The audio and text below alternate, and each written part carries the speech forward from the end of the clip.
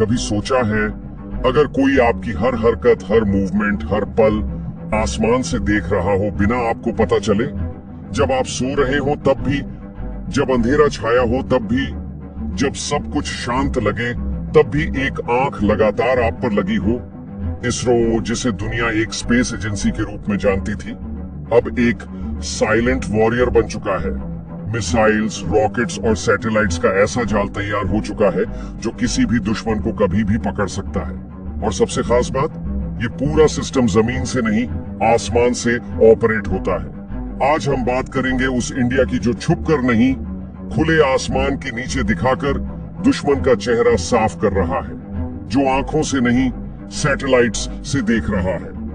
अब दुश्मन को हराने के लिए जरूरी नहीं कि सैनिक भेजे जाएं। अब एक बटन दबेगा और सैटेलाइट की नजर से सब कुछ साफ हो जाएगा। स्पेस अब सिर्फ रिसर्च का मैदान नहीं रहा, ये एक लाइव वॉर जोन बन चुका है। अब बात करते हैं उन आग उगलते रॉकेट्स की जो सिर्फ अंतरिक्ष की उड़ान नहीं भरते, बल्कि दुश्मन के दिल में डर भी भर देते हैं। सबसे पहले नाम आता है LVM-3 का, जिसे लोग प्यार से बाहुबली रॉकेट भी कहते हैं।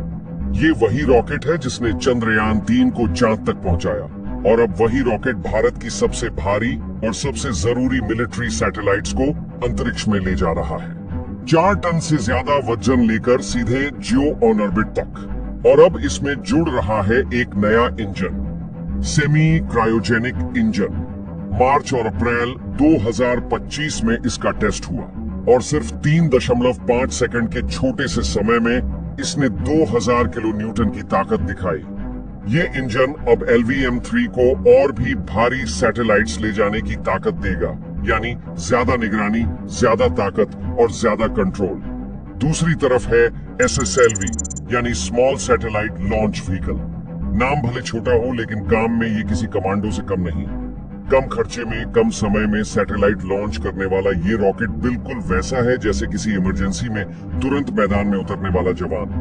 बॉर्डर पर कुछ हलचल हुई, एक नया सैटेलाइट भेजना है, बस SSLV तैयार। इसकी सबसे खास बात, इसे छोटे लॉन्च पैड से यहाँ तक कि ट्रक जैसे मोबाइल प्लेटफॉर्म से भी लॉन्च किया जा सकता है। यानी अगर कोई सैटेलाइट दुश्मन ने गिरा भी दिया तो जवाब कुछ ही दिनों में मिल जाएगा। भारत ने अब सिर्फ रॉकेट्स नहीं बनाए हैं, उसने आसमान में एक ऐसा सिस्टम बना दिया है जिसमें हर कदम का जवाब पहले से तैयार है। अब सोचिए, अगर एक रॉकेट उड़ान भरने के बाद वापस आकर फिर से उड़ने के लिए तैयार हो जाए, ठीक वैसे ही जैसे एक हवाई जहाज रनवे पर लैंड करता है। यही है भारत का pushback RLV, reusable launch vehicle. ISRO ने इसे एक प्लेन की तरह डिजाइन किया है। ये सैटेलाइट को स्पेस में छोड़ता है, फिर अपनी उड़ान खुद कंट्रोल करता है और वापस रनवे पर लैंड करता है। अप्रैल 2023 और फिर मार्च 2024 में इसके लैंडिंग टेस्ट हुए और दोनों बार इसने बिल्कुल सटीक टारगेट पर लैंडिंग की। ये कोई जादू नहीं है, ये फ्यूचर है। जिस टेक्नोलॉजी को दुनिया के गिने चुने देश ही छू पा रहे हैं, उसमें अब भारत पूरी तरह से मैदान में उतर चुका है।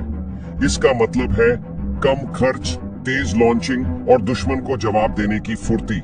आज लॉन्च किया, कल फिर से तैयार।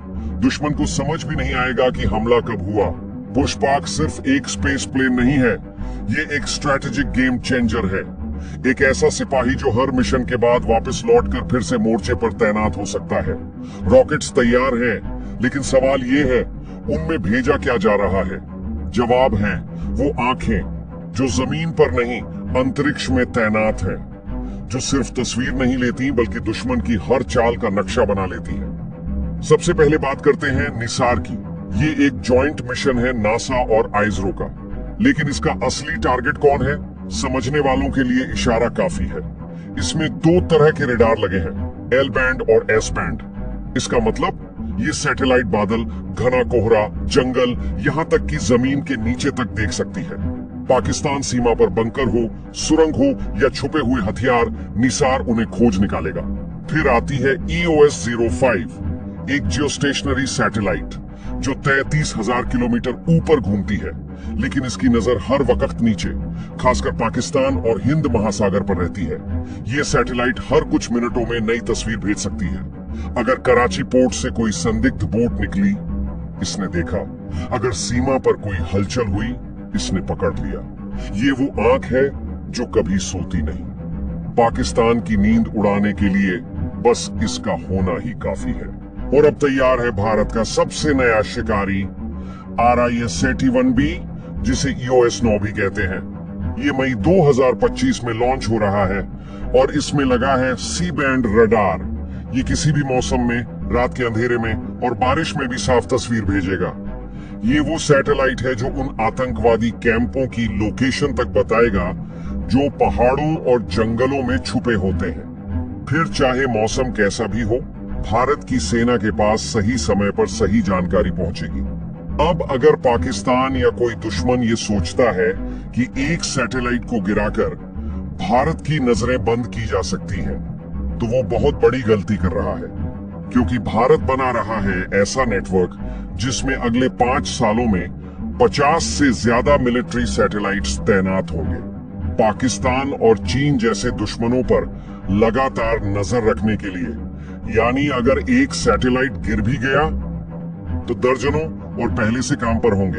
यही नहीं, भारत ने 2019 में मिशन शक्ति के जरिए दुनिया को दिखा दिया था कि अगर जरूरत पड़ी तो हम दुश्मन के सैटेलाइट को भी स्पेस में मार गिरा सकते हैं, एक सटीक मिसाइल से 300 किलोमीटर ऊपर। ये सिर्फ पावर का प्रदर्शन नहीं था, ये एक सीधा मैसेज था। अगर हमारे सिस्टम को छेड़ोगे तो जवाब जरूर मिलेगा, वो भी आसमान से।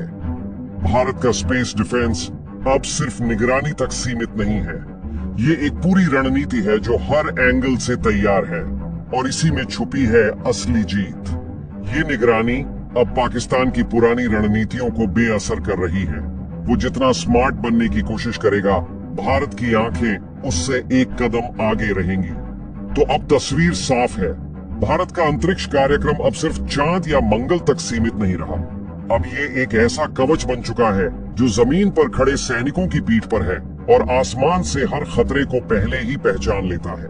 LVM-3 की दहाड़ हो, SSLV की फुर्ती, पुशबैक RLV का जादू या नाइसार की एक्सरे नजर, ये सब मिलकर एक ऐसी रक्षा पंक्ति बना रहे हैं जो दिखाई नहीं देती, लेकिन उससे बचा कोई नहीं सकता।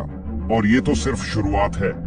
आने वाले सालों में जब भारत के 50 से ज्यादा मिलिट्री सैटेलाइट्स अंतरिक्ष में तैनात होंगे, तब पाकिस्तान क्या, कोई भी देश ये नहीं कह पाएगा कि हमें कुछ पता नहीं चला। हर हरकत रिकॉर्ड होगी, हर चाल का जवाब तैयार रहेगा। ये है न्यू इंडिया का स्पेस अवतार, जहां युद्ध जमीन से नहीं, सोच से जीता जाता है। अब आसमान से सिर्फ बारिश नहीं बरसती, अब अगर जरूरत पड़ी तो आग भी बरस सकती है। जय हिंद, जय भारत।